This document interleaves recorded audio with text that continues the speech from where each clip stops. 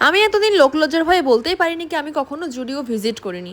ভেবেছিলাম পুজোর সময় যাব, কিন্তু শুনেছিলাম এত ভিড় কি মানুষের পায়ের নিচে চাপা পড়ে নাকি মানুষ মারা যাবে, তাই জন্য আমি আর রিস্ক নিইনি। তো আমি আজকে একটু ঘুরতে বেরিয়েছিলাম, ভাবলাম যাই সামনে যখন জুডিও একটু ঘুরে আসি। তো আমি জুডিওর মধ্যে চলে গেলাম, আর সত্যিই তাই, মানুষের কথাবার্তা একদম ভালো ছিল, একদম সত্যি ছিল কি ওখানে গিয়ে রিজনেবল প্রাইসের মধ্যে দারুণ দারুণ কালেকশন ছিল। কিন্তু আমি কী করবো, দুর্গাপুজো চলে গেছে, কালী পুজো চলে গেল, জগদ্ধাত্রী পুজো চলে গেল, আমি তখন পুরো ভিখারি আল্ট্রা প্রো ম্যাক্স হয়ে গেছি। কিন্তু ওই যে একটা কথা, পকেটে টাকা থাক চাই না থাক, চাল সবসময় তোমাকে নিতা আম্বানির মতো দেখাতে হবে, আর আমি এটা খুবই ভালো পারি। তো যাই হোক, আমি সেখানে গেছি, গিয়ে অনেক সুন্দর সুন্দর জামাকাপড় দেখলাম, ভিডিও করলাম, এসির হাওয়া খাচ্ছিলাম, যদিও এখন ঠান্ডা পড়ে গেছে। তো যাই হোক, জুডিওতে গেছিলাম বলে কথা।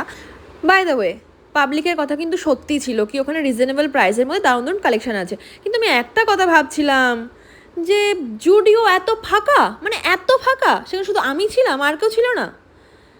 তখন মনে পড়লো, হ্যাঁ, কালী পুজো, ভাইফোঁটা, দুর্গা পুজো, জগদ্ধাত্রী পুজো সব চলে যাওয়ার ফলে না, আমি একা ভিখারি আল্ট্রা প্রো ম্যাক্স হয়ে যাইনি, আমার সাথে সাথে আরও সবাই গেছে, ঠিক আছে? এই জন্য জুডিও এরকম পুরো ফাঁকা। তো আমি কি করব, জুডিও তো গেছি, তো জামা কাপড়গুলোকে আমি একটু তোমাদের সাথে শেয়ার করবো না? এই জন্য আমি সুন্দর সুন্দর কিছু কালেকশানগুলো তোমাদের সাথে শেয়ার করে দিয়েছি, যাতে তোমরা নেক্সট মান্থের স্যালারি পেয়ে আবার তোমরা জুডিওতে যাও, আবার সবাই শপিং করো, ভিখারি আল্ট্রা প্রো ম্যাক্স হয়ে যাও। টাটা।